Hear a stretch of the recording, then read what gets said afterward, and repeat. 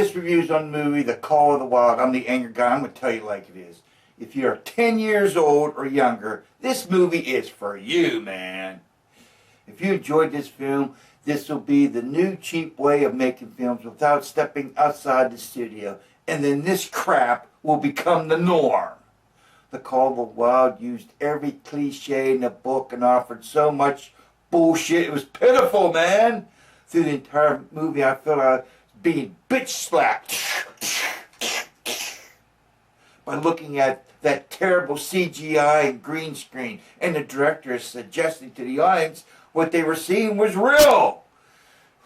Every time I seen Buck on the screen, I was thrown out of the movie. I hate that. Buck's facial expressions and body language are so much like a human. They should have put a dog costume on a human and then shot the film. Oh yeah, when Buck was slipping and sliding, the CGI was so bad it looked like the old Bugs Bunny cartoons I used to watch. When speaking of CGI, let's mention green screen. I would bet you dollars to donuts they never left California studios to create this film. During the film Avatar, not once was I thrown out of the movie. And in that film, Avatar, there was no landscape. It did not exist. That's why I quit watching Chicago Med. 80% of the time, the background is green screen, meaning it's fake. Like this one right back here. You see how fake that looks? Gee, it's terrible. Since I am on a rant, let's talk about the bullshit. When I seen Harrison Ford's bare feet in the icy water panning for gold, I thought, no way he could stand that water for a minute in any season, especially with those skinny legs. What about Harrison leaving the cabin to watch Buck with his new friends without a weapon? Are you crazy?